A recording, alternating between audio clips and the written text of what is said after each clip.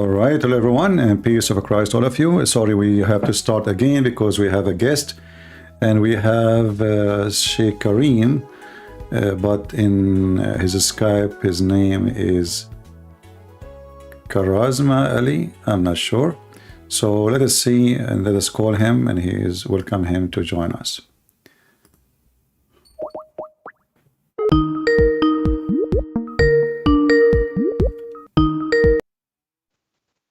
Hello?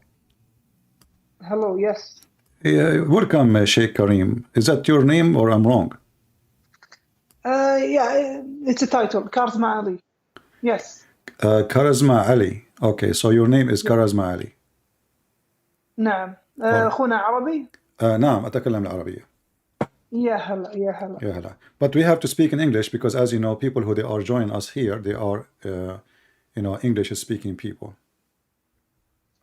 Okay, I'm only seeing you. Well, I am in YouTube. Actually, we were live, and because they told me I was going to leave actually, but then they told me that you are trying to call me, and I am not online in Skype. So I decided to start a new stream. So we just start a new stream, and people soon will join us. We have already, soon we will be. We were like 1,000 something, and now, because I was leaving, but soon we will have a big number with us. So Sheikh Ali. Yes. As I understand that you like to debate me about Islam, and you want to convince us that Islam is a religion of truth. Is that correct? Yes. Yes. All right. Go ahead. I'm listening. Nice.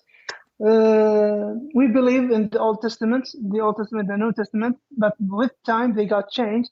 Okay. That's why, subhanAllah, the Father, Allah subhanahu wa ta'ala, did provide the last testament, that is the Quran. Yes. You said the Father. Yeah. In the meaning of the Father that I'm talking about Allah subhanahu wa ta'ala, I'm not talking about Jesus. So I need to differentiate them. But so do you Muslim believe that Allah is the Father? In a sense that the Father is the Alpha and Omega in your own doctrine. That's why I'm distinguishing between Jesus. When I say a God, you will consider No, I'm not talking Jesus. about Jesus now. I'm saying, do you Muslim believe that your God Allah is the Father, the same as we call the Father the Father? Yeah. All the right. Father with the characteristics that the Alpha and Omega. Okay. We call him Allah subhanahu wa ta'ala. So that's why I differentiate between them to acknowledge that I'm talking about the Father. I'm not talking about anyone else. Yes. But as I know, the Quran says that the Christians and the Jews, they claim that they are the children of Allah and they are His beloved. Yes. But the Quran rejects that statement in chapter 5, verse number 18. Okay. Can we open that? If we... Sure. Chapter 5, verse number 18. Go ahead. Surah, you know the Surah Al-Ma'idah. Al-Ma'idah. Okay, Al-Ma'idah. And by the way, if you feel comfortable to open your camera, feel free. It's up to you. It's okay, yeah. When you open the camera, it's more indulging, actually, that we can see each other, subhanallah. Al-Ma'idah. Now, 18. Verse? 18. 18, okay.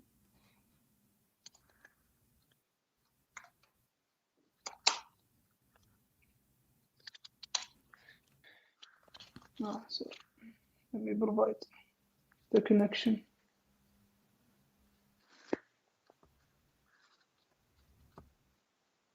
Okay, what does it say? You read. Go ahead.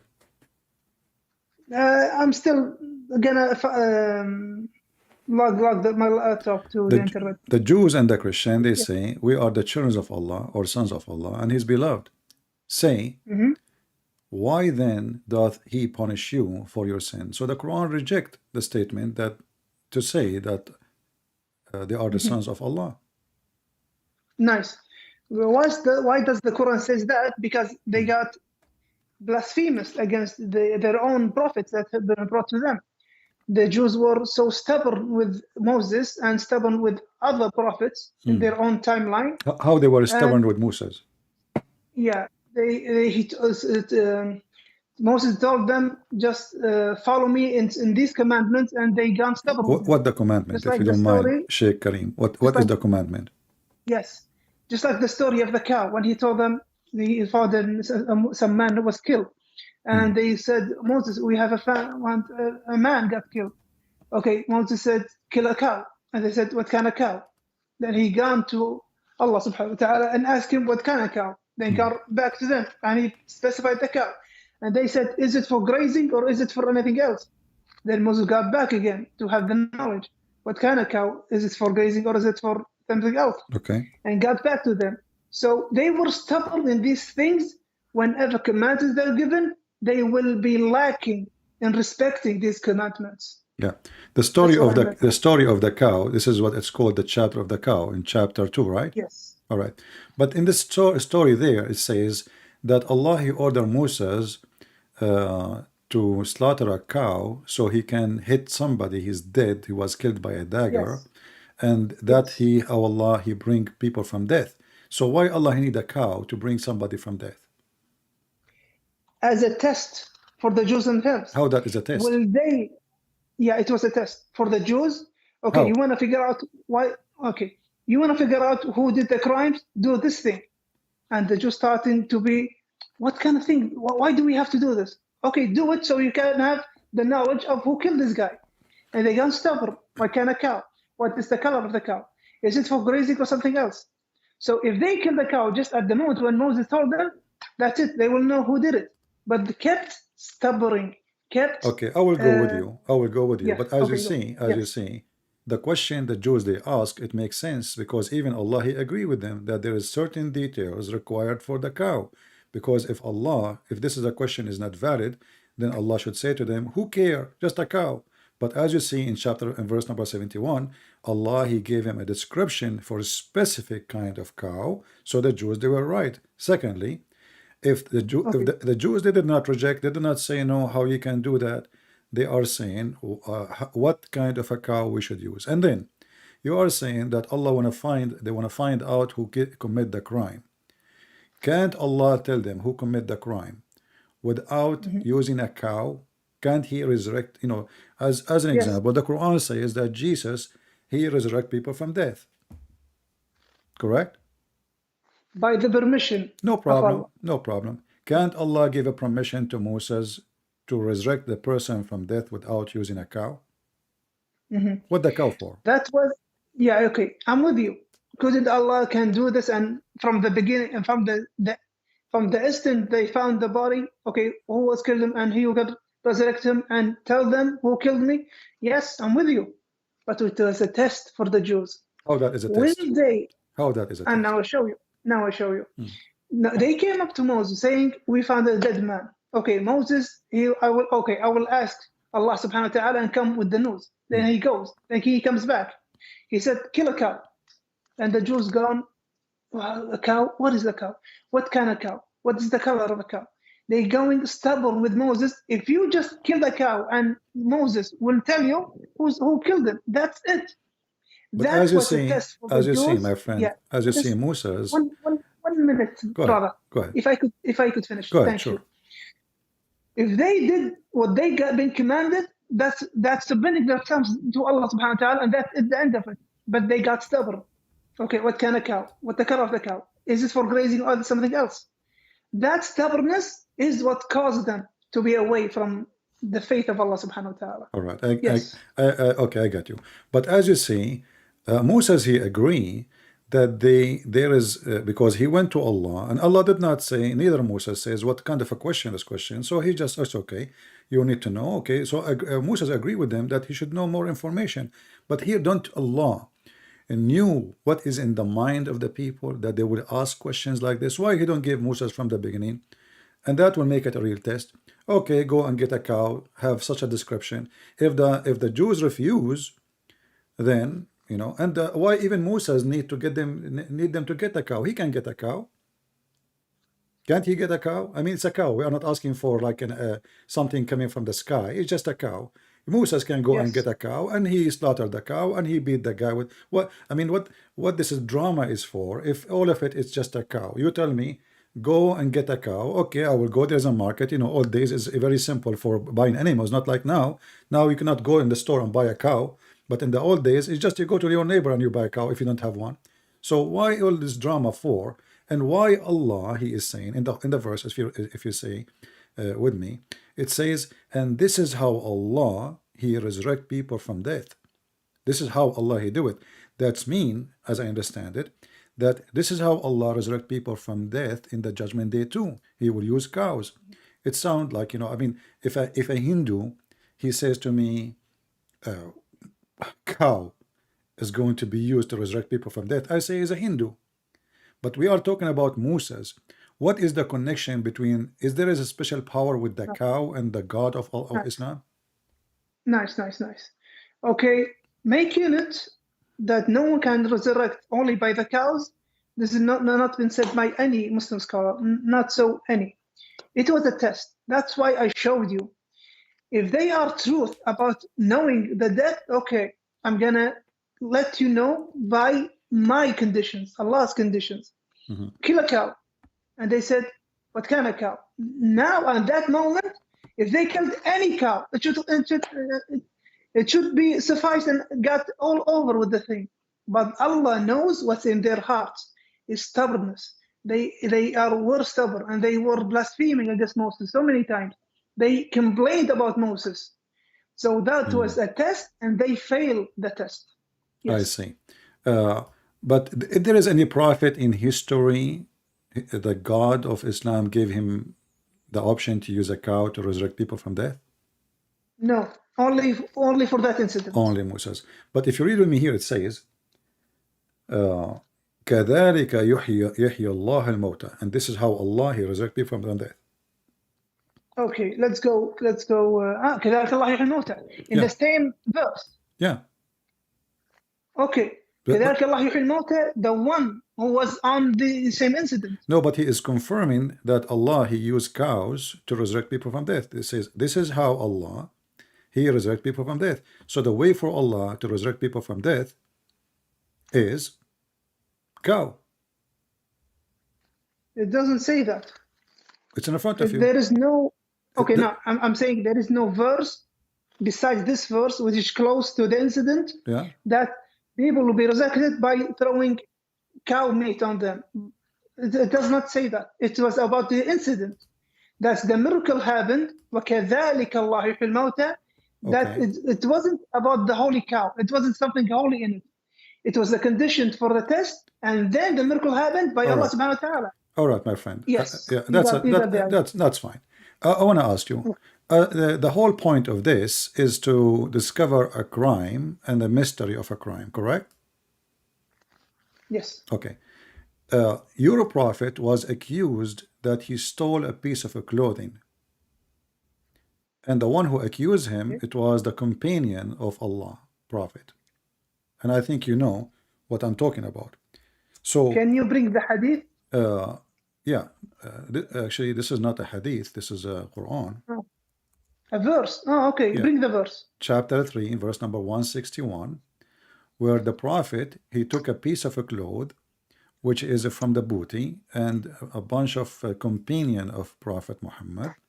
They accused him that he stole it, and then Allah wanted to defend him. So he said, it's not for a prophet to steal.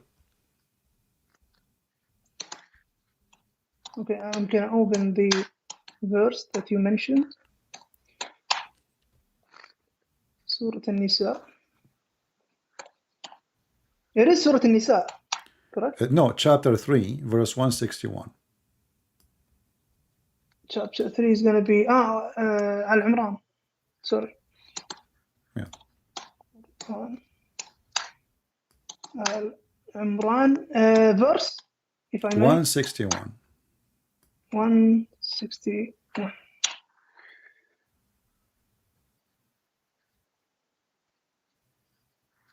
Okay.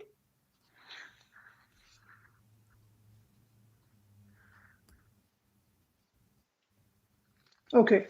It's about the guess and the conjecture that the companion said. ونزلت وما كان لنبي أن يغل ومن يغلل يأتي بما غل يوم القيامة ثم توفى كل نفس ما كسبت وهم لا يظلمون. ونزلت لما فقدت قطيفة حمراء يوم أحد فقال بعض الناس in conjecture not confirming لعل النبي أخذها. Then the verse have been said that it's not the Nabi that who took it, confirming that he didn't took it.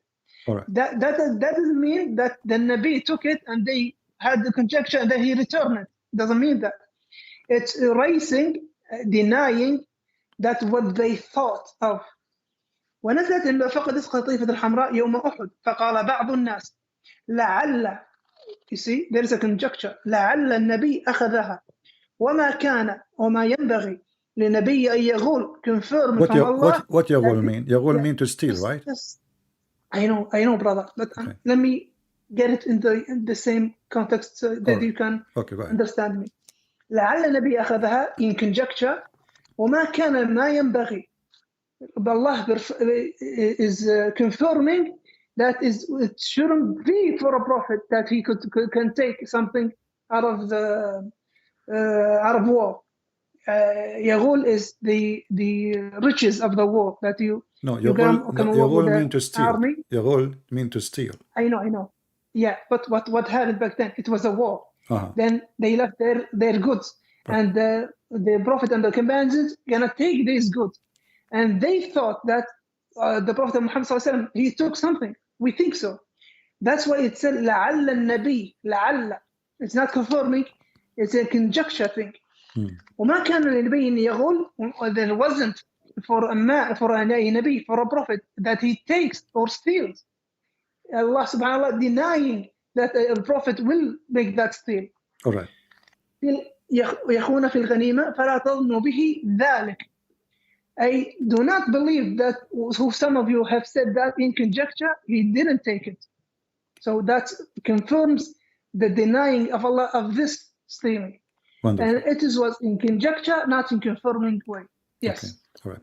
So the reason actually I mentioned this to you, because in the case of Moses, when the guy got killed, Allah was willing only to resurrect a person from death so they can find who is the criminal. Why Allah don't do the same in the case of your prophet?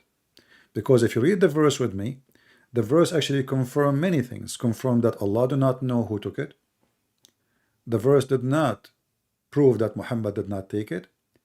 And the verse, it might be made by Muhammad himself, because now it says it's not for a prophet to do something like this. But who is the one who took it? If Allah is God, and he is all-knowing, all what he need to say, well, you know what? Go to the house of etc. person, go to his drawer, go to the room, etc., and you will find the piece of clothing missing there. So Allah, he failed to find the thief. He failed to prove that Muhammad is not guilty. And actually, and this is mean Muhammad is not a prophet, because how Moses, his God, according to your story, was able to resurrect a person from death just to find a criminal. But here we have a criminal, and this is a bigger crime actually, because you are accusing a prophet of God to be a thief. Correct? This is a bigger crime than a crime just against me or you. We are saying a prophet of God is a criminal, he is stealing and he is betraying, and you are the one who used in Arabic the word yakhun, khana, right? So in the tafsir you did read, I heard you. So they accuse him to be betraying them. So this is a bigger crime. So why Allah did not say, okay, you know what, I will do what I did with Moses. Moses is not better than Muhammad. I will do a favor to Muhammad and show them that Muhammad is not a thief. So why Allah could not tell us? And until now we do not know who is the one who took that piece of clothing. So what the point of this verse? Nothing. How we know that this verse is not made by Muhammad himself?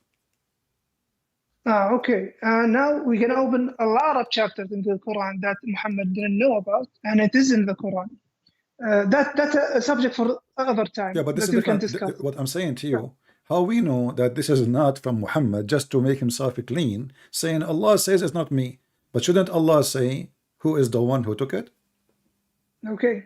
Now what it says, وَمَا كَانَ لِنَبِيٍّ أَن يَغُولَ, and it wasn't for a prophet that he steals. So if Allah subhanahu wa ta'ala is going to the companions that they had the conjecture, questioning the conjecture itself. Since you companions believe he's a prophet and you believe in that, وَمَا كَانَ لِنَبِيٍّ أَنْ يَغُلَّ. Since you believe he's a prophet and he believes he's a Nabi, then you shouldn't think of that because you already believe he's a Nabi. وَمَا كَانَ لِنَبِيٍّ. Just 1 minute for that. No problem. وَمَا كَانَ لِنَبِيٍّ أَنْ يَغُلَّ. Since you believe he's a prophet, how dare you? How could you consider in a conjecture that he stole? So it is for the companions that how dare you? How could you believe such a thing? And while you believe he's a prophet, it's going to the companions more than okay. We have to call, but this is the guy and this is who done it, because it could be not anyone who stole it. It could be missed. It could be lost. So that's why it can be lost. So there is no one stole it. Yeah, So this is a very good answer. Actually, I like what Yeah. you said. You just Yes. said it could be that it's not Muhammad who stole it. It could be, but it could be it is Muhammad who stole it. So now the verse in front of us, you are assuming because you are a believer that okay, Allah he said, so Muhammad is not the one who took it. But if the one is talking is Allah, shouldn't Allah say to us to clear Muhammad with no doubt that he is not him who took it? Is it hard for Allah to mention a name of a person so we can find him, we can punish him, and nobody will accuse the prophet? Because as you see now, 1400 years after, and I am asking you, what is the proof that it is not Muhammad? You give me a verse saying it is not for a prophet to do that. But who said first he's a prophet? He claimed to be so. Secondly, who said that this is God talking to him? He claimed to be so. And now if I go to the court, Mr. Kareem, and if you are a judge and I'm accused to be a thief, and then I say to you, my God told me to tell you there is no way for a Christian prince to be a thief, you will laugh at me. Do you agree? You will say this is not a, you say what, this is not the proof. I say to you, my God told me to tell you, and here will go a verse from me, which is God gave me, Christian prince is not for a Christian prince to steal. How that can clarify an issue like this? What is the evidence? So how come in the case of Moses, and you are the one who mentioned it, in the case of Moses, Allah he describe a cow, bring the cow, slaughter the cow, it have to be a specific kind of cow, beat the guy come back from death, he speak for a few minutes, and then he die. He just told them the name of the guy who killed him, and he died. Here, the story is very simple. A person, he took a piece of a clothing. Allah and Muhammad, they fail to clear the reputation of Muhammad, for until now we do not know who took the piece of a clothing. What do you think? Nice. So is there the verse? Is there a confirmation someone stole? As I said, the verse says it's not for a prophet to do so. It's not for a prophet. But what is the proof? Thank you. What is the proof? Thank you. Okay, thank you. So the verse doesn't state someone stole, and it wasn't Muhammad, and there shouldn't the prophet steal. It wasn't that. It was missing. تفسير الجلالين ونزلت هذه الآية نزلت لما فقدت قطيفة حمراء, the red clothing. Okay. When it got missing, some of the فقال بعض الناس لعل, even conjecture, not confirming, لعل النبي أخذها. So Allah directs his speech to the companions, since you companions believe he was a prophet. ما كان النبي أن يغول. It wasn't for a prophet, for a Nabi, that he steals. So it is hitting the conjecture more than that Muhammad is not he's the culprit. So it was lost, not in the sense of stole. Someone stole. Yeah, but you see what I mean? But here what I'm saying, look, I understand that you are a believer and you are trying to convince me of what, but you are repeating the same thing. Remember, first of all, we are talking about a piece of clothing, and then we have God who created this whole universe is involved now. Shouldn't Muhammad, first of all, have no companion? I mean, what kind of companions? They accuse their prophet, the best man of them, that he steal. You see, imagine if Peter accused Jesus that he is a thief. Imagine that John accused Jesus that he steal a piece of clothing. Imagine that any of the disciples of Jesus, they accused Jesus he stole iPhone.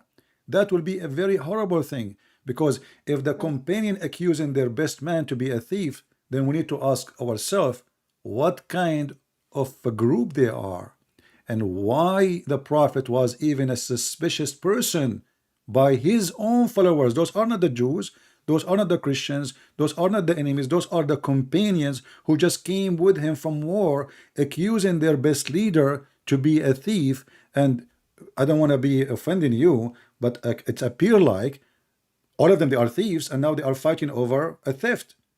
And now the God of Muhammad, he failed to prove that Muhammad is not a clear, and all what Muhammad he came to us with, Allah told me, it's not for a prophet to steal.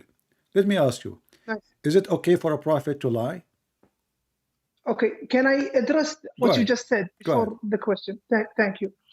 So you say there was an accusation. Can you find that accusation in the tafsir? You just told me the accusation. No need. That's it. I agree with you. Okay, I'll show you. I'll show you. No, actually, I agree with you. No problem. I know all the tafsir.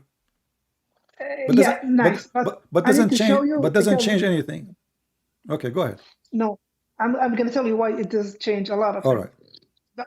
Does this switch to other front of the camera? Can I switch it? If you want, you can tell me what interpretation you want, and I can. All right, go ahead. Yeah, it's tafsir. Okay, let me get الجلالين. Okay. Okay.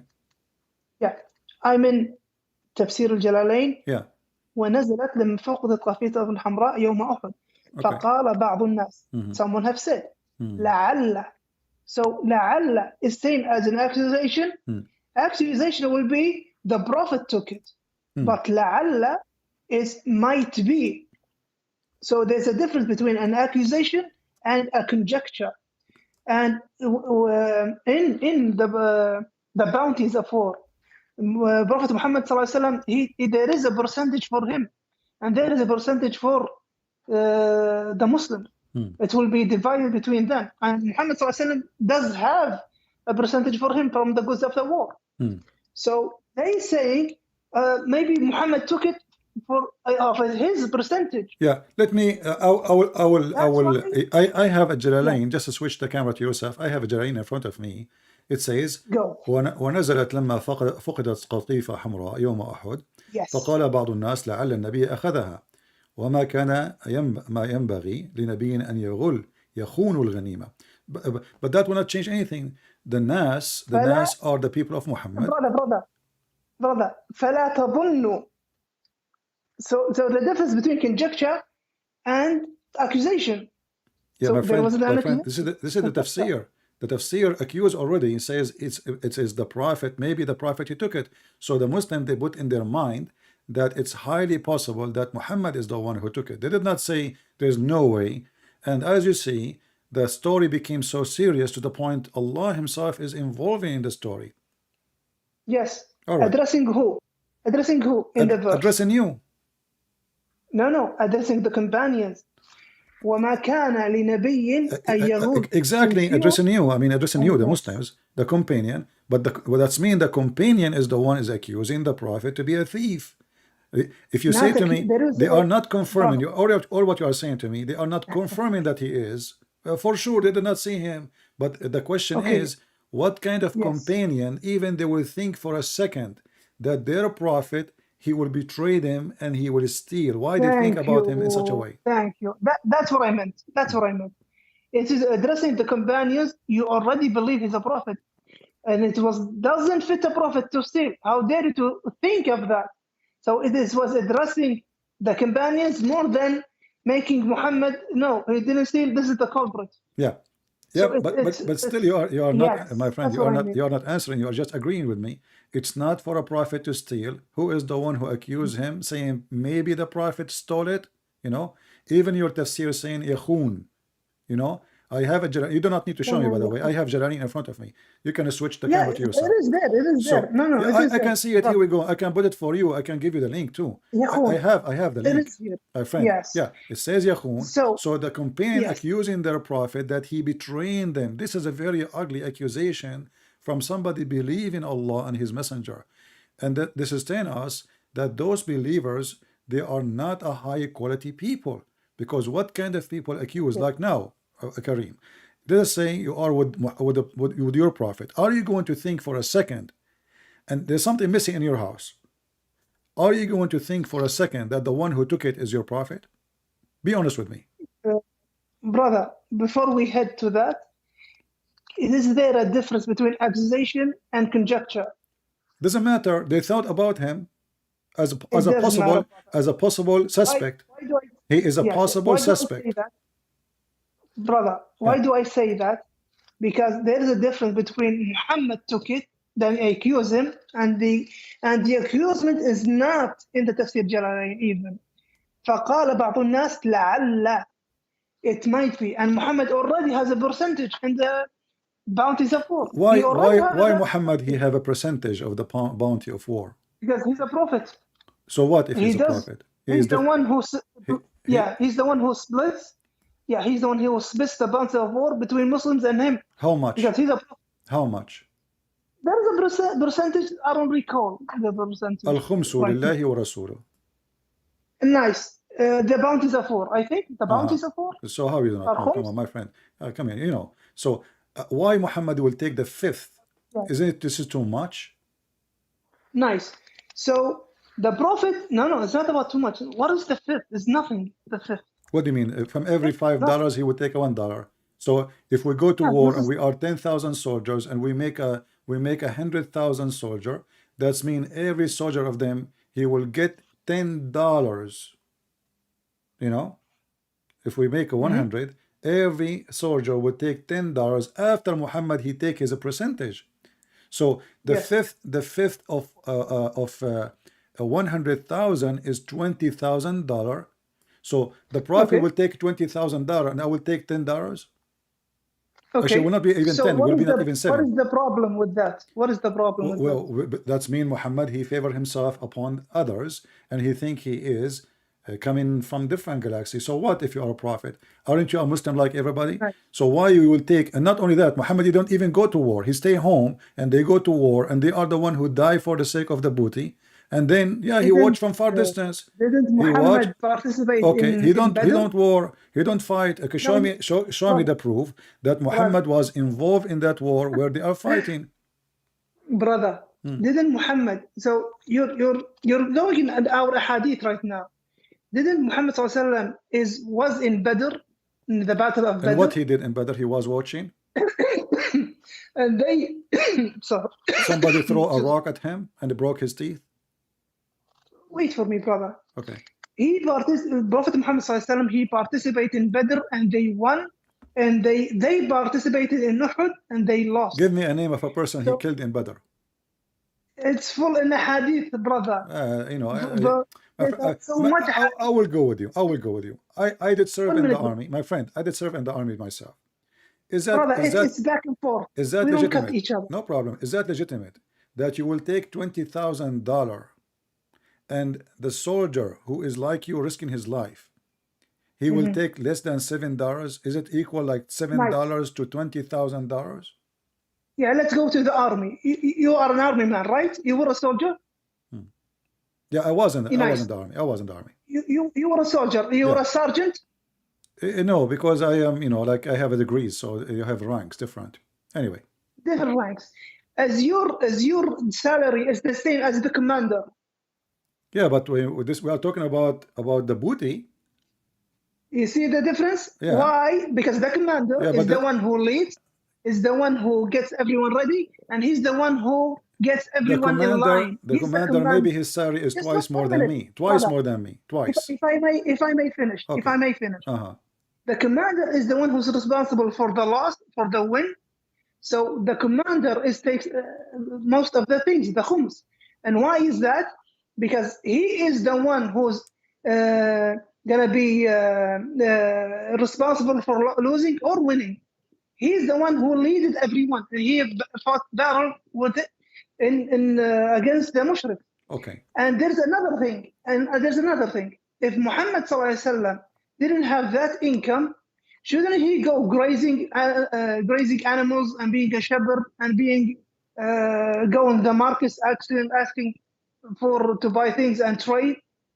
Well, so that income made him sufficient to spread Islam and have his whole time for the Muslims. Okay. So for their questions, for their So you are saying to me that a soldier who is a Muslim, it is sufficient for him to take a salary of $7, but the Prophet, it's not sufficient to him to accept less than $20,000 because the soldier too, he is a full-time soldier. He is fighting for him, risking his life. So if Muhammad is a prophet full-time, that guy is a soldier dying full-time too, and then he have a family too, and he have kids, and Muhammad don't have kids. Muhammad, obviously he gets so rich, he's so wealthy, to the point he have 13 houses, and every house have many servants and slaves. So Muhammad, he favor himself, and the reason I'm trying to say to you, because all false leaders, they favor themselves in two things, major things: money and sex. And I want to ask you straight a question, my friend. And by the way, you are a nice person. I really welcome you. I'm so happy to have you. And please don't be offended. Don't be offended of what I'm saying to you. But this is my belief. All right. So cult leaders, they favor themselves always in sex and money, and they want from their followers two things: sex and money. So they will have a privilege in the money, and they will have a privilege in sex. Do you agree with me that Muhammad, he have a privilege in both? Okay, let's go by that. So Muhammad marriages were 9, and the most 13. Of the marriages 13, and 9 wives. 13. Not 13, brother. 13. No, 9 wives. Yeah, you can count them for you. Go back and study it. He had 9 wives. I'm sure you can check it yourself too. I already checked, brother. Okay. Besides the number, it's okay. So most of his marriages were coalitions between the tribes. That he married the daughter of that tribe, and he married the daughter of this tribe. It was the only one, Aisha, was the youngest of them that he married. So if he was looking for, just as you said, intercourse, or he wanted so much women, shouldn't he busy his women all as young as he wants? And he didn't do that because they were old. They were old as him, or older than him even. His first wife, Khadija, was older than him. Why didn't he ask for a younger wife? His marriages was a coalition to have the Arabs between them and have a big, strong coalition by ansab. I have a nasab over that tribe. I have a nasab over that tribe. They will make me victorious. They will defend me. That's why he had so much women, but only one is young. That's a very good point, actually. Thank you. Yeah. Now let's go. But let me stop here. Let me stop. No, just we will continue. We'll continue. I promise you. I promise you. We'll continue. Okay. But you just say. But I have a point on you. Okay, go ahead. I really do have a point. Okay. Now, the Christian Crusaders and the king is above this army, and he goes in vain. Does the king of the Crusaders take less money than the soldier? All right. So what you said to me, that your prophet, he used women in order to conquer. I will answer about the Crusaders. I will answer. Okay. But one by one. So you are saying to me that your prophet is a bad person. He used women to be victorious. It's not Allah is in his side. Is that bad? Yeah, because if he is, you just said to me, everybody heard you. The prophet, he married women so he can be victorious. So they will join him. So if he is a prophet of Allah and Allah is in his side, who need a woman to make him victorious unless this person, he is just using women? You just said, not me. He did not marry them to marry them. He did not marry them to even have sex with them. He married them so he can have victory and he can have supporters. So now I'm going to marry the daughter of my neighbor because he have maybe 1,000 son. So now if I have a war, they will join me. And then I marry the other neighbor. He have 2,000 sons. So now I have more sons. And now I will marry the neighbors from the different city. So now I'm using women. I'm not marrying them. I'm using and abusing the word marriage. So you just said that your prophet, he don't believe in marriage. Yeah. He believe in abuse and use of people who don't really care for them. All what he care for is to accomplish himself to be victorious. Secondly, Nice. when a Nice. prophet Okay, of keep God, going. when a prophet of God, he is going to go to war, is he granted victory by God or by the women he married from? When God, Nice. he grant victory to Moses, was that because Moses marrying 10, 20 women, or because Moses, he was granted victory for his people over the Pharaoh? Did Okay, nice. did any of the prophets of God before Muhammad try to Okay, marry now women in just order one, to receive victory? brother. You addressed a lot of points, so I need to stop you now. All right, You addressed a lot of points. go ahead. Now I need to understand when I said coalitions, did you understand that coalitions? Tell me, what is it? That the head of the tribes, the head of this tribe, I'm marrying his daughter, so I can spread Islam and have a coalition. When Muhammad ﷺ started his da'wah in Islam, he was a one man. Then he has a second, Abu Bakr. Then by time they gone further, and then by winning coalitions and marrying the head of the tribes, Name for me one. marrying Name for me one. the daughters. Just one minute, brother. Marrying the daughters of the head tribes, it will make him stronger, and it was stronger for him, and it made him win wars. So it's not something that is bad. No, he's the coalition. That's good for Islam. They become Muslims. He had the coalition. He had soldiers to defend Islam. No problem. That is so that now. is, So now, if I am just one minute. There is another point. There's another point. Now I'm just a view on this thing. The other thing you just said, that Moses didn't marry. How many wives did Moses have? You tell me how many. Not considered. Thank you. How many? But what was one of them? No, tell me how many. Shu'aib. Did he marry women to go for war? Then did he have a lot of wives? He did. How many? Tell me. No, I don't know. You tell me. I'm learning from you.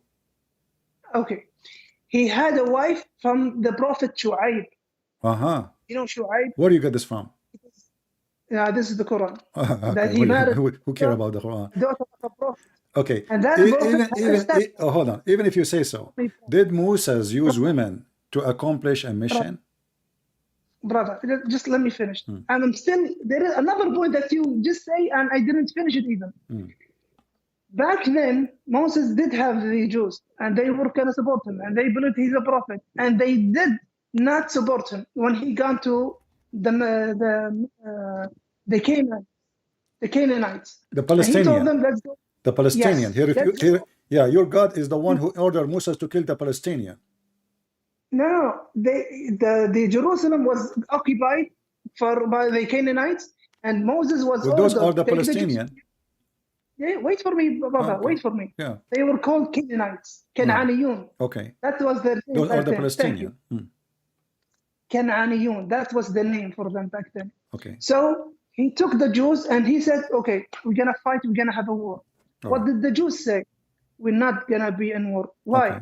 Okay, go you and your God and free the Jerusalem. We're not gonna be with you.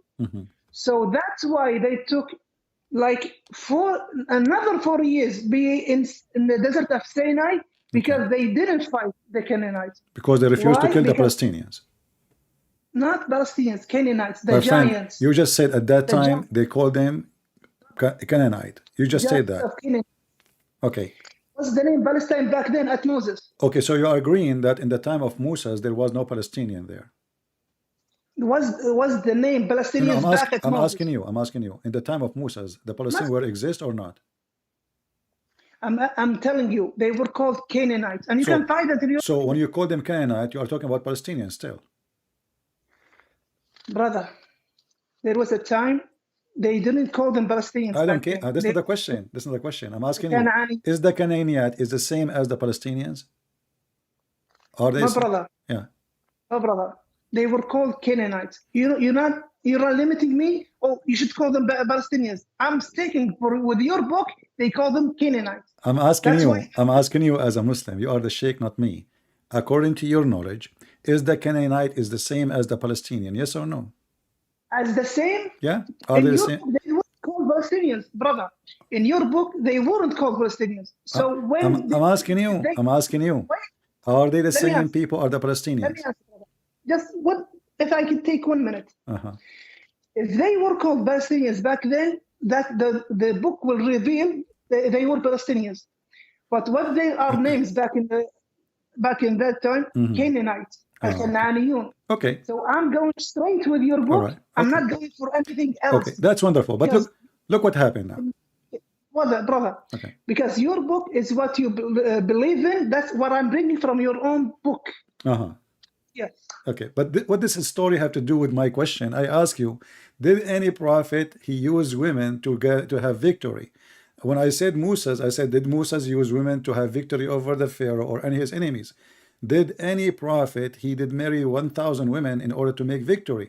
In Islam only, we find stories which is very funny and very weird. As an example, according to your prophet,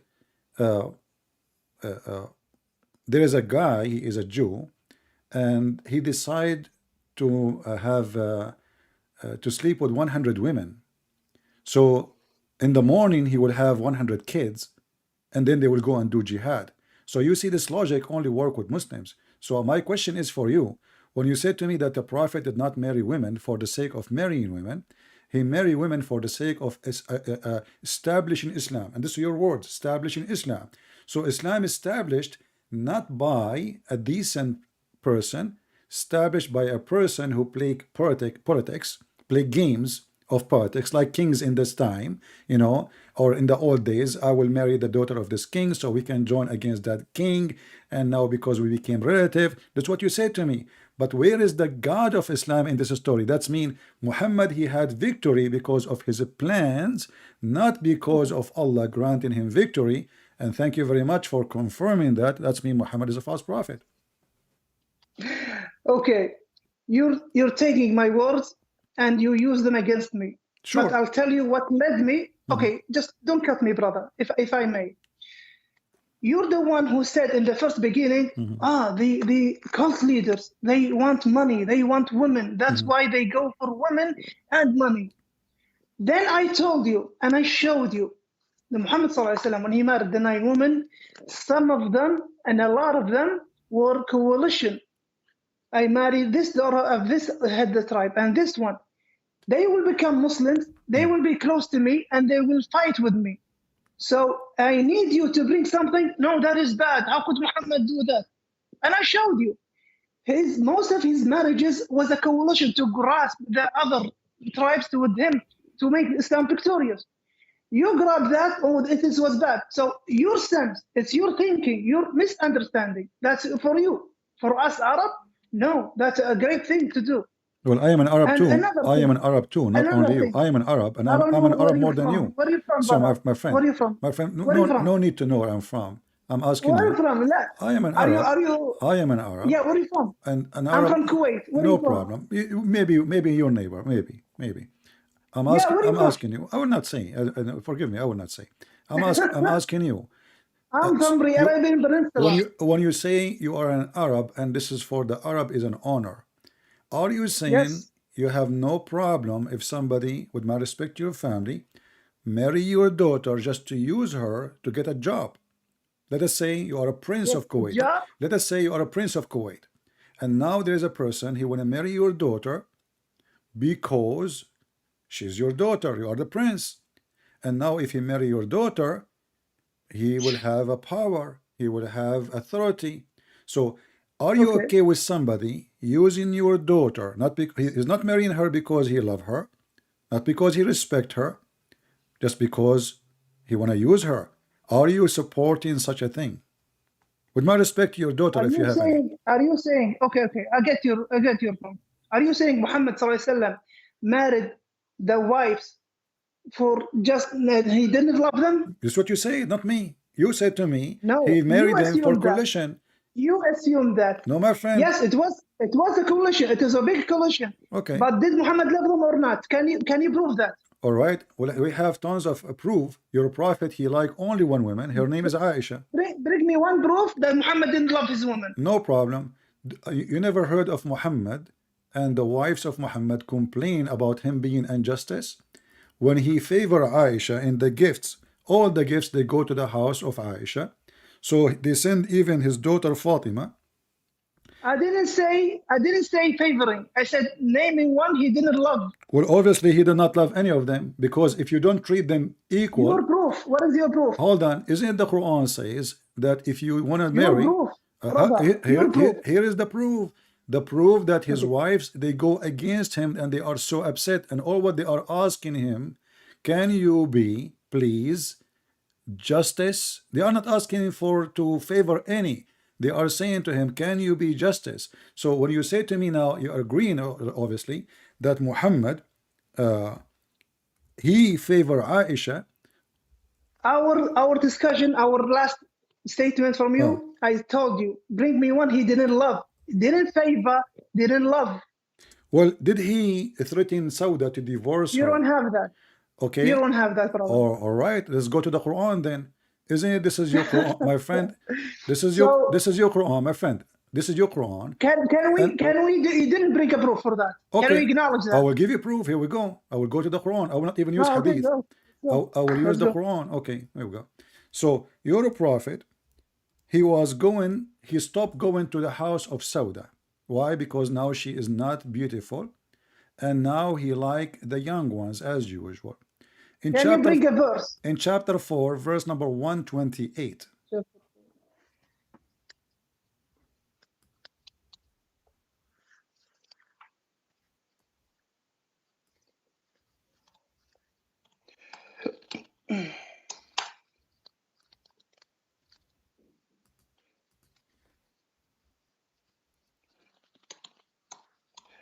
An-Nisa. It will be An-Nisa verse 128.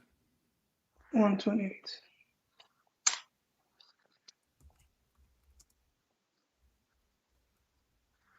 Go.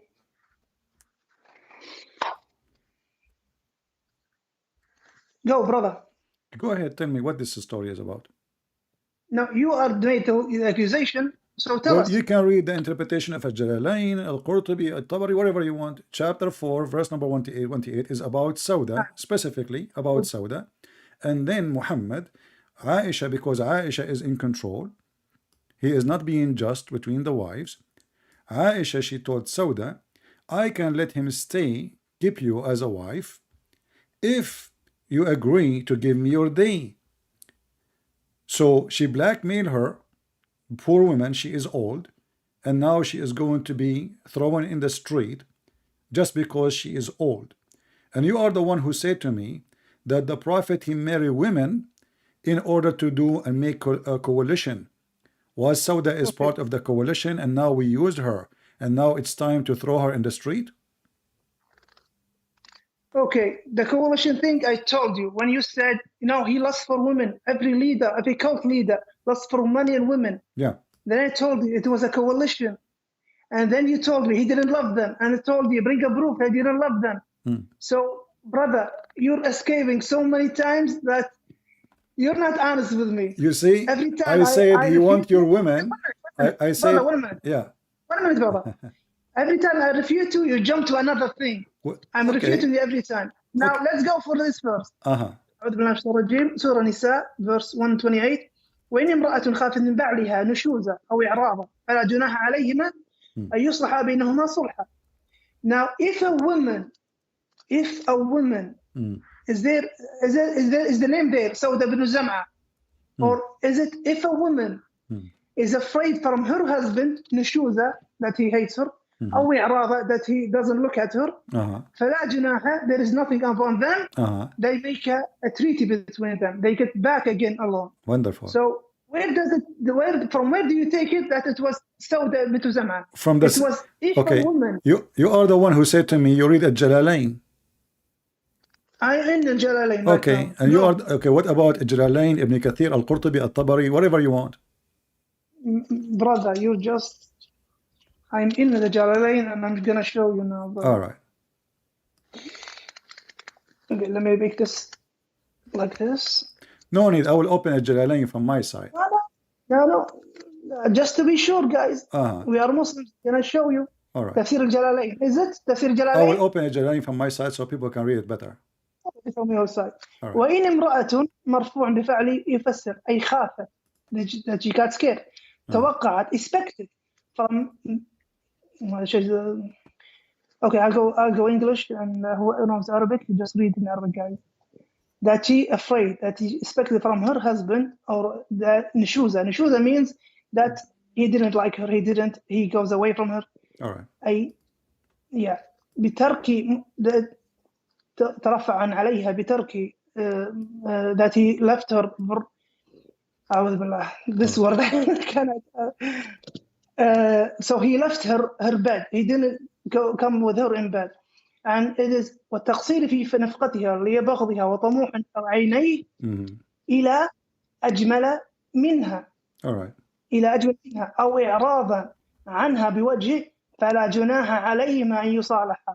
فيه إدغام التاء في الأصل في الصاد وفي قراءة يصلح أو يصلح من أصلح بينهما.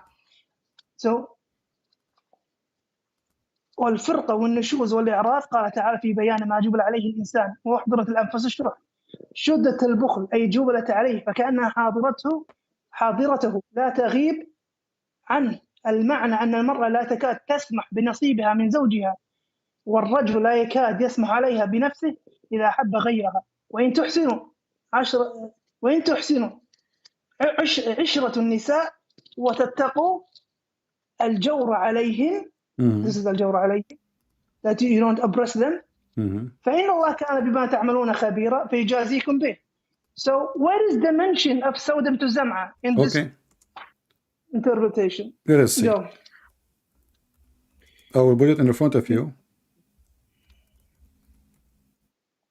Give me a second. Take your whole time, brother.